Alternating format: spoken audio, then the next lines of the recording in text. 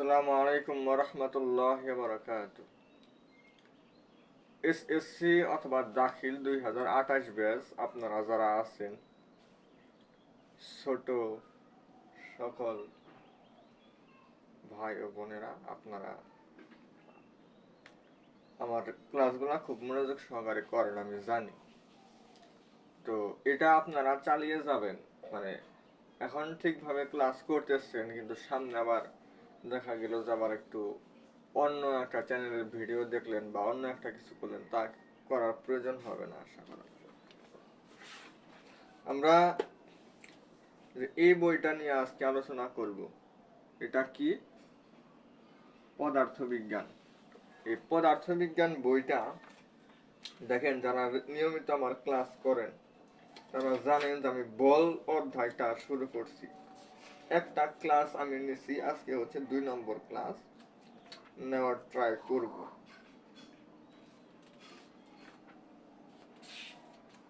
তো এই 2 নম্বর ক্লাস আমরা কি নিয়ে আসলে আলোচনা করব আজকে।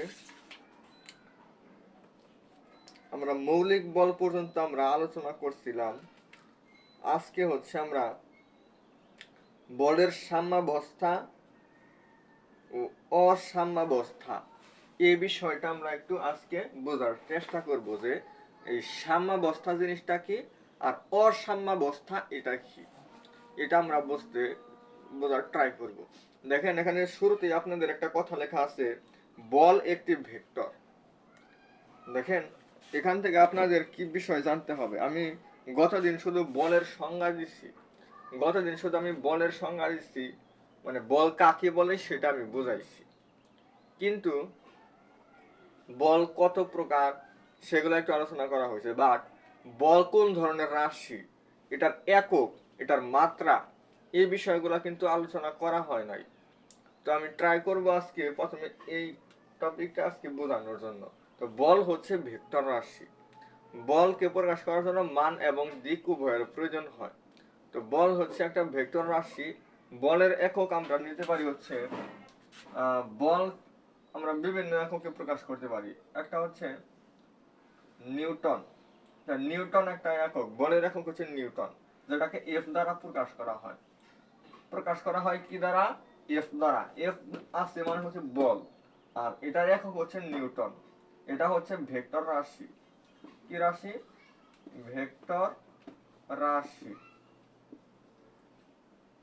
মাত্রা হচ্ছে, আচ্ছা এগুলো আমরা সামনে দেখি যখন আমরা 2 নাম্বার যখন আমরা গতির সূত্রটা পড়বো, ওইখান থেকে আমাদের সুন্দর একটা সূত্র আছে, ওইখান থেকে আমরা খুব সুন্দরভাবে বুঝে নিব। কাজে কোনো বস্তুর উপর যদি বল প্রয়োগ করা হয়, তাহলে বিপরীত দিক থেকে অন্য একটি বল সেই বলটিকে কাটাকাটি দেওয়া সম্ভব। আমরা তখন বলি বল দুটি সাম্যাবস্থায় আছে।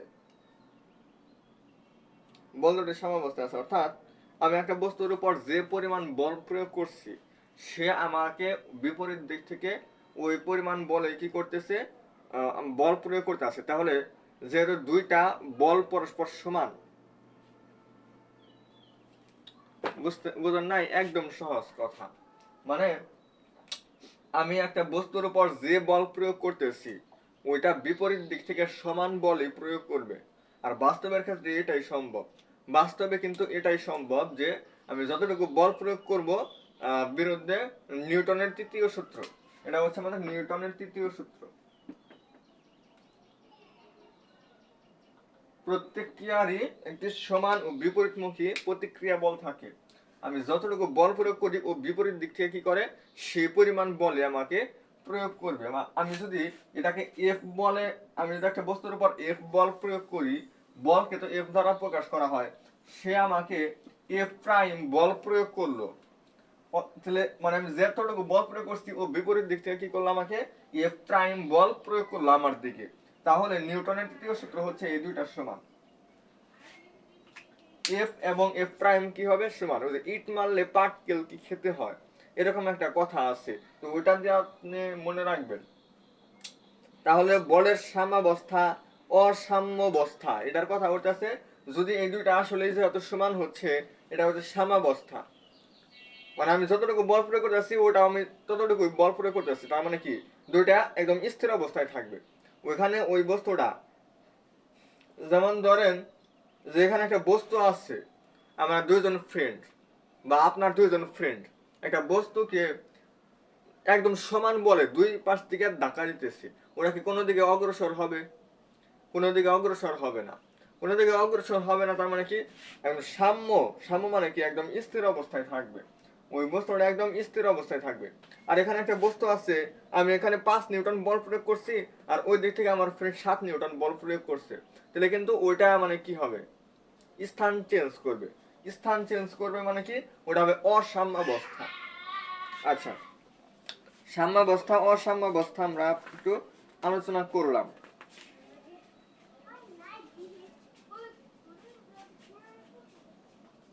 এখানে আপনাদের বল এখানে টি দ্বারা প্রকাশ করছে, একটা হচ্ছে T1 এবং T2।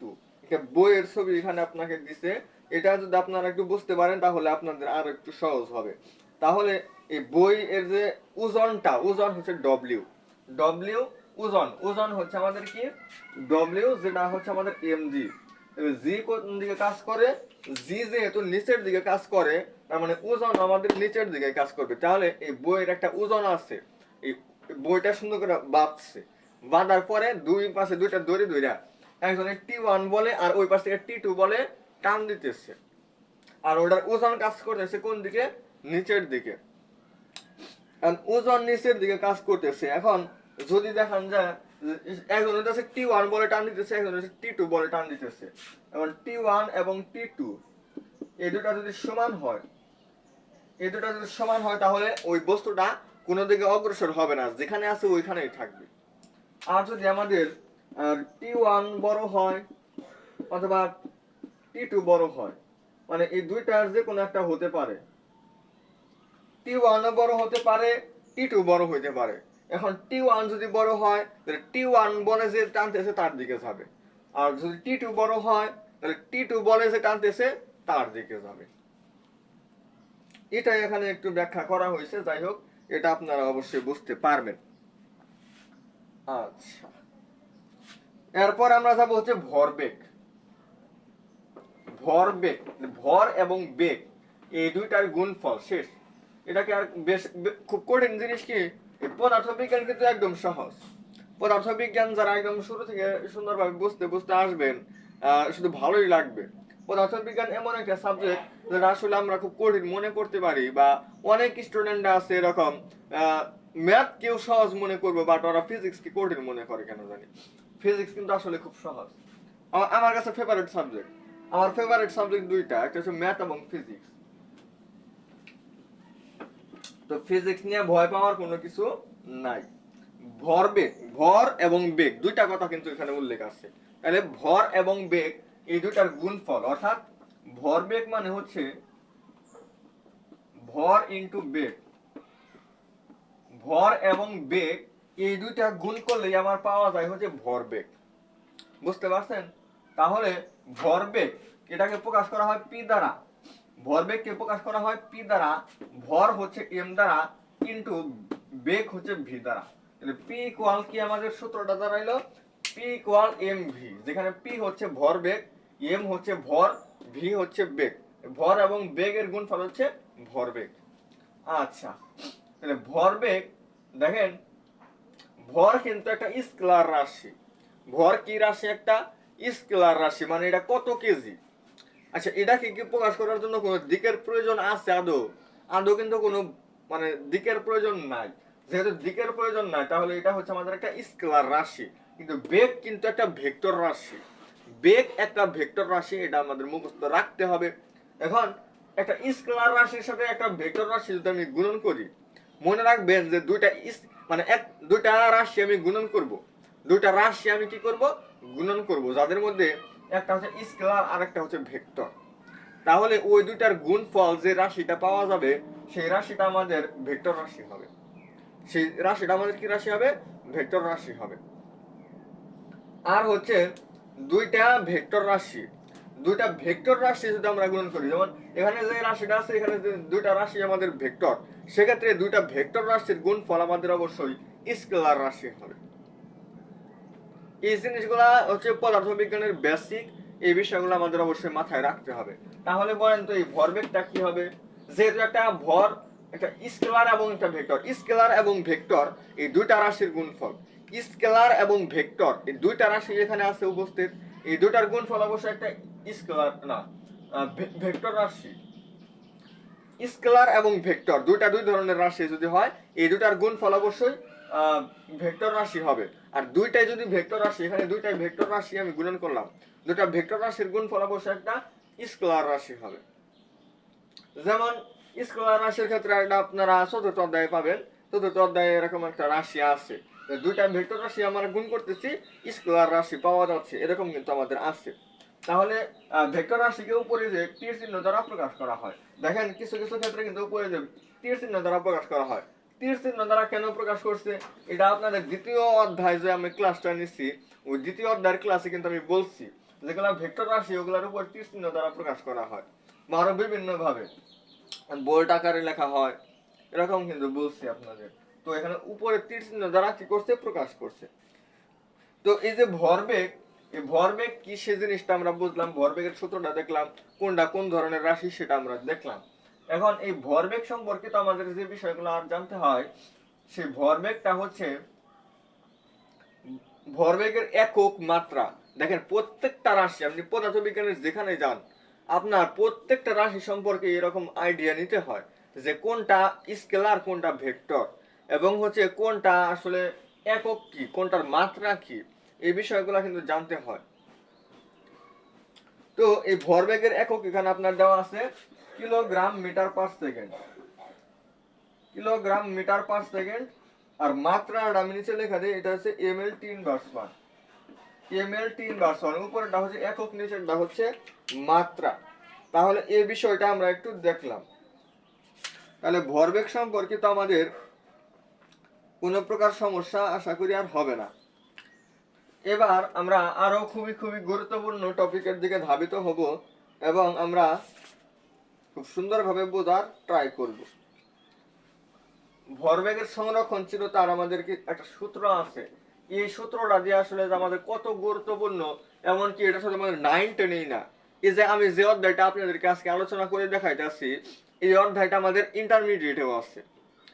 এই অধ্যায়টা সেম এই এই অধ্যায়টাই, এটা হচ্ছে বল, এই অধ্যায়টার নাম হচ্ছে বল, আর ওইটার নাম দিচ্ছে হচ্ছে বল বিদ্যা, এতটুকুই পার্থক্য। নিউটনিয়ান বল বিদ্যা, অর্থাৎ নিউটন যে সূত্রগুলো দিয়েছে ওই সূত্রগুলো এখানে আছে না, অবশ্যই আছে। তো আপনারা এই নামের একটা অধ্যায় পাবেন ইন্টারমিডিয়েটে, যার নাম হচ্ছে নিউটনিয়ান বলবিদ্যা। এই অধ্যায়ের যতগুলা টপিক আপনি এখানে আলোচনা আপনি করতেছেন, মানে কি, মানে আমি যতগুলা এখানে টপিক আপনাদেরকে মানে বইয়ে যেগুলা পাইতেছি ওইগুলাই তো আলোচনা করতেছি নাকি, ওইগুলাই কিন্তু আমি আলোচনা করতেছি। তাহলে এখানকার প্রত্যেকটা টপিক, এই অধ্যায়ে যতগুলো টপিক আছে প্রত্যেকটা টপিকই ওই অধ্যায়ে আছে, নিউটনিয়ান বলবিদ্যায় কি অধ্যায়টা আছে। এবং এই যে সংরক্ষণশীলতার সূত্র বলেন, ভরবেগ বলেন, আরো বিভিন্ন আর নতুন নতুন, ওখানে তো আর ওটা হচ্ছে সব থেকে বড় অধ্যায়, ওখানে আর অনেক টপিক আছে ওইখানে।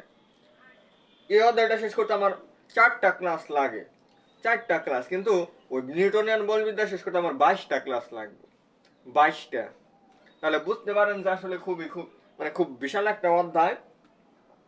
মানে এই বল সম্পর্কিত, ভরবেগ সম্পর্কিত বা এরকম বিষয় সম্পর্কিত আরো অনেক ফর্মুলা আমাদের আছে, ওই বিষয়গুলো জানতে হবে। এবং ওইখানে যে এই ভরবেগের সংরক্ষণশীলতার সূত্র এটা আছে, এটা দিয়ে আমাদের অনেক ম্যাথ করা লাগে, ম্যাথ করতে হবে।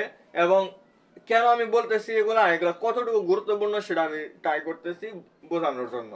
এবং এবং আমরা ইন্টারমিডিয়েট শেষ করার পরে যখন আমরা অনার্স লেভেলে যাওয়ার ট্রাই করব, তখন আমরা বিভিন্ন জায়গায় ভর্তি পরীক্ষা দিব। এই বিভিন্ন জায়গায় যে ভর্তি পরীক্ষা, যেমন ঢাকা ইউনিভার্সিটি, রাজশাহী, চট্টগ্রাম, সিলেট, যেখানে আপনি পরীক্ষা দেন, বুয়েট, রুয়েট, চুয়েট, কুয়েট, প্রত্যেকটা জায়গার প্রশ্ন ব্যাংক আপনি খুলবেন, তাও দেখবেন যে এই সূত্র দিয়ে আপনার বেশ কিছু ম্যাথ আছে। নিউটনিয়ান বলবিদ্যার অধ্যায়টা যখন খুলবেন তখন দেখবেন যে এই সংরক্ষণশীলতার সূত্রটা দিয়ে আপনার বেশ কিছু ম্যাথ আছে, এবং আসছে আর কি, মানে অলরেডি কয়েকবার করে আসছে এক একটা ভার্সিটিতে। আমরা একটা ম্যাথ সলভ করি। তুমি একটি টেনিস বল এত বেগে দেওয়াল দেওয়ালে ছুড়ে দেওয়ার পর এটা একটা দ্রুতিতে ঠিক তোমার দিকে ফিরে আসতেছে। বলটার ভর এত হলে ভরবেগের পরিবর্তন কত হবে?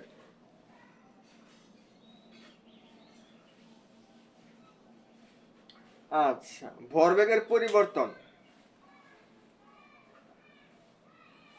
তাহলে আমি যে দিকে প্রয়োগ করছি ওইটা তার বিপরীত দিকে আসতেছে, তাই আসতেছে না? আচ্ছা, তাহলে হবে আমাদের পি, আর পরবর্তী দিলাম হচ্ছে পি প্রাইম, এটার পরিবর্তন যেটাকে আমাদের ডেল পি বলা হয়। তাহলে এটা হচ্ছে আমাদের টেনিস বল যখন আমাদের হাতে ছিল তখন ওটা কি অবস্থায় ছিল? স্থির অবস্থায় ছিল। আচ্ছা, এখানে দেখেন তারা কি করছে। আচ্ছা, এখানে যেহেতু দুইটার দিক হচ্ছে ভিন্ন, এখানে এই বিষয়টা আমাদের একটু ভালো করে বুঝতে হবে। এই বেসিকটাই আপনাদের অনেক উপকারে দিবে। এমনকি 9-10 যখন আপনি এমসিকিউ সলভ করতে যাবেন, এই অধ্যায়টা শেষ করার পরে সৃজনশীল সলভ করতে যাবেন, তখনও এই বেসিকটা আপনাদের অনেক কাজে দিবে। কি কাজে দিবে? সেটা হচ্ছে আমি যে দিকে বল প্রয়োগ করছি ওইটা তার বিপরীত দিকের থেকে কিন্তু আসতেছে। তাই দুইটার দিক কি হইতেছে আমাদের ভিন্ন। দুইটার দিক যেহেতু ভিন্ন, তার মানে দুইটার চিহ্ন নেগেটিভ হবে। একটা হচ্ছে এম ভি আর একটা হবে মাইনাসের এম ভি। মানে একটা এমভির আগে প্লাস আর এমভির আগে হচ্ছে মাইনাস। কেন হইলো? কারণ একটাকে আমরা প্লাস ধরছি আর এটা বিপরীত দিকে আসতেছে, তার কারণে এটা মাইনাস হয়েছে। আর এগুলোর পরিবর্তন দেখেন, পরিবর্তন মানে কি? একটা মাইনাস। এটা দ্বারা আমরা গুণন করব, তাহলে এমভি মাইনাস মাইনাসে প্লাস এমভি, তাহলে এটা হয়ে গেল আমাদের 2mv। এখন আপনারা অবশ্যই এটা মনে রাখবেন যে আসলে যদি বিপরীত দিকে হয় তাহলে দুইটা যোগ করে দিলেই হয়। দেখেন এই দুইটা কিন্তু অবশ্যই আমরা যোগ করে দিচ্ছি, তার মানে কি যদি বিপরীত দিকে হয় তাহলে আমরা যোগ করে দিব। আচ্ছা, তাহলে 2 ইন্টু এম এর মান আমাদের কত দেওয়া আছে? এটা কত কেজি? না, এটা দেওয়া আছে 100 গ্রাম। গ্রামকে কেজিতে নিতে হবে। গ্রামে দেওয়া আছে, গ্রাম হলো 100, এটাকে 100 গ্রাম, এটাকে কেজিতে নেওয়ার জন্য 1000 দ্বারা ভাগ করতে হবে ইন্টু ভির মান, অর্থাৎ যে বেগে দেওয়ালটি করছে আর কি 10, এটা 100 হয় আর এটা দিয়ে এটা কাটলে এটা আমাদের 2 থাকবে। তাহলে এটা ভরবেগের পরিবর্তন, তাহলে এটা কি? Kilogram metre per second. এই যে আপনারা একক কেন মুখস্থ করবেন? আমি এককের কথা কিন্তু প্রত্যেকটা ক্লাসের মধ্যেই বলি যে এই একক জিনিসটা আপনারা কেন এতটুকু গুরুত্ব দিবেন। আপনি যখনই একটা ম্যাথ সলভ করলেন সর্বলাস্ট কিন্তু আপনার এককটা লিখে দিতে হবে। এখানে একক আপনার অবশ্যই লিখে দিতেই হবে। একক হচ্ছে আপনার সৃজনশীলের জন্য খুবই খুবই ইম্পর্টেন্ট। আপনি ম্যাথটা খুব সুন্দর করে করছেন কিন্তু আপনি অ্যান্সারও ঠিকই মিলছে আপনার, বাট আপনি শুধু এককটা লেখা আসেন নাই। স্যার চাইলে আপনাকে ওখানে কোনো নাম্বার নাও দিতে পারে। স্যার চাইলে কি করতে পারে? ওখানে 1 নাম্বারও দিবে না, এরকমও করতে পারে। তো যদি নাম্বার পাইতে চান তাহলে আপনার অবশ্যই এককগুলো অবশ্যই লেখা দিয়ে আসতে হবে। এককটা আমাদের খুবই গুরুত্বপূর্ণ। এবং হচ্ছে মাত্রা, মাত্রাটা আমাদের আসলে এই ম্যাথের ক্ষেত্রে আমাদের এখানে লেখা দেওয়ার প্রয়োজন নাই, বা মাত্রাটা হচ্ছে আমাদের সরাসরি। এবং অনেক মানে ইয়ে আছে আর কি, যে আপনার যে কোনো পরীক্ষায় যে কোনো সময় আইসাই পড়তে পারে যেটা একক, মানে এটার মাত্রা, বিশেষ করে মাত্রা, মাত্রাটা খুবই ইম্পর্টেন্ট। যে কোনো একটা রাশি দিয়ে বলতে পারে যে এটার মাত্রা কত, এটার মাত্রা কত, এটার মাত্রা কত। রাশির কি অভাব আছে?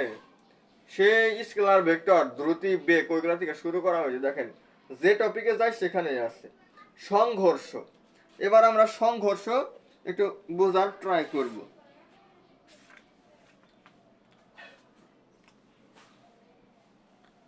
সংঘর্ষ আমরা একটু দেখার ট্রাই করি। এই ম্যাথটা আশা করি বুঝতে পারছেন।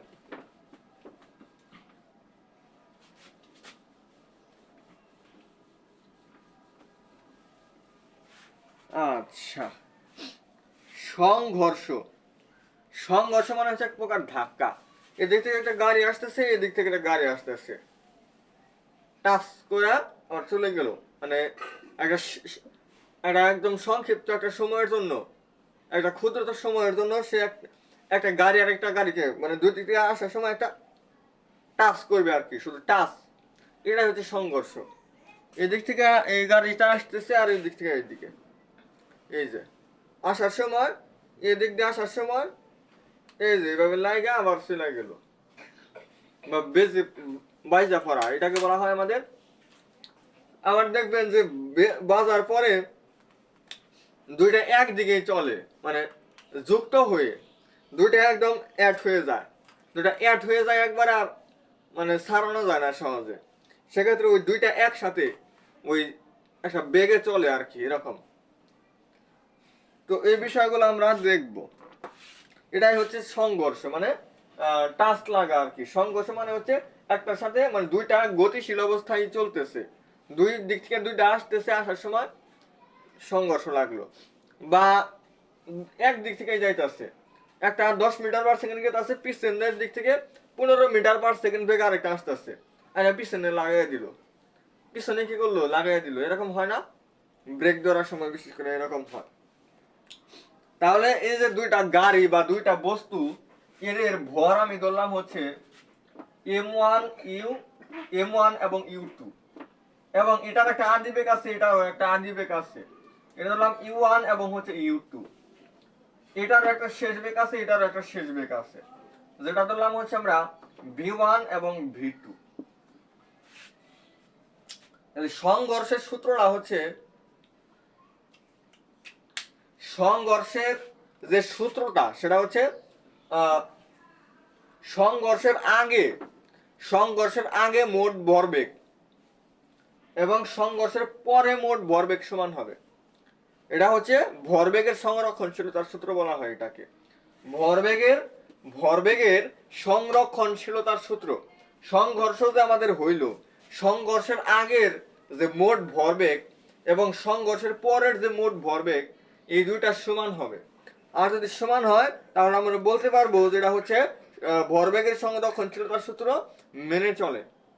তাহলে এটার সূত্রটা হচ্ছে সংঘর্ষের আগের যে মোট ভরবেগ, এটা হচ্ছে m1u1 প্লাস m2u2। এরপর হচ্ছে সংঘর্ষের পরের মোট ভরবেগ হচ্ছে m1v1 প্লাস m2v2। আচ্ছা, এবার এই দুইটা হচ্ছে সমান, তাহলে আমরা ইকুয়াল দেব। এটা হচ্ছে আমাদের ফর্মুলা, এই ফর্মুলা অ্যাপ্লাই করে আমরা করতে পারি। এখানে আরেকটা আছে হচ্ছে শক্তি সম্পর্কিত, এটা তো ভরবেগ। এম মানে ভর এবং বেগের গুণফল হচ্ছে না প্রত্যেকটা ক্ষেত্রে ভরবেগের সংরক্ষণশীলতা, আর শক্তির সংরক্ষণশীলতার একটা সূত্র আছে। মানে সংঘর্ষের আগের মোট গতিশক্তি এবং সংঘর্ষের পরের মোট গতিশক্তি যদি সমান হয়, তাহলে এটা শক্তির সংরক্ষণশীলতার সূত্র মেনে চলে। শক্তির সংরক্ষণশীলতার সূত্র যে ভরবেগের সংরক্ষণশীলতার সূত্র, আর একটা হচ্ছে শক্তির সংরক্ষণশীলতার সূত্র। বুঝাইছেন? মানে এটা হচ্ছে ভরবেগের সংরক্ষণশীলতার সূত্র, মানে ভরবেগ সংরক্ষিত থাকবে কিনা। যদি এটা সমান হয় তাহলে ভরবেগ সংরক্ষিত থাকবে, আর যদি সমান না হয় তাহলে ভরবেগ সংরক্ষিত থাকবে না। আর শক্তি সংরক্ষিত থাকবে নাকি থাকবে না, সেটা হচ্ছে যদি ওই শক্তির সংরক্ষণশীলতার যে সূত্র ওটা যদি মাইনাস চলে, তাহলে আপনার শক্তি সংরক্ষিত থাকবে, আর যদি না থাকে তাহলে শক্তি সংরক্ষিত থাকবে না। শক্তি সংরক্ষিত সূত্র হচ্ছে half m1u1 square plus half m2u2 square, এটা ইকুয়াল হচ্ছে half m1v1 square plus half m2v2 square. এটা হচ্ছে শক্তির সংরক্ষণশীলতার সূত্র, আর এটা হচ্ছে ভরবেগের সংরক্ষণশীলতার সূত্র। ভরবেগ সংরক্ষিত থাকবে কি না, এটা হচ্ছে আদি মোট ভরবেগ এবং শেষ মোট ভরবেগ সমান হলে সংরক্ষিত থাকবে, না হলে সংরক্ষিত থাকবে না। আর এটা হচ্ছে শক্তির সংরক্ষণশীলতার সূত্র, আগে মোট গতিশক্তি এবং গতিশক্তি ওটা আপনারা পরে পাবেন। গতিশক্তি এটা হয়, গতিশক্তির সূত্র হচ্ছে হাফ এম ভি স্কয়ার। যাই হোক, ওই ফর্মুলা থেকে আর কি এটা আসছে। তো গতিশক্তি এটা আপনারা সামনে পাবেন হয়তো, গতিশক্তি এখানে সামনে আলোচনা করা হয়েছে। গতিশক্তি কি আসলে এই অধ্যায়েরই টপিক? গতিশক্তি মনে হয় সামনের অধ্যায়। হ্যাঁ, গতিশক্তি এটা চতুর্থ অধ্যায়ের ফর্মুলা। চতুর্থ অধ্যায়ের একটা ফর্মুলা আছে হাফ এম ভি স্কোয়ার, ওটাতে গতিশক্তির একটা ফর্মুলা, ওই গতিশক্তি নামের একটা টপিক আছে, হাফ এম ভি স্কোয়ার। আগের মোট গতিশক্তি, সংঘর্ষের আগের মোট গতিশক্তি হচ্ছে এতটুকু, সংঘর্ষের পরের মোট গতিশক্তি হচ্ছে এতটুকু। এই দুটা যদি সেম হয়, আগে যেটা হচ্ছে পরেও সেটা সেম হইলে শক্তি সংরক্ষিত থাকবে, আর সেম না হলে সংরক্ষিত থাকবে না। তাহলে এই দুইটা সূত্র আমাদের অবশ্যই মাথায় রাখতে হবে।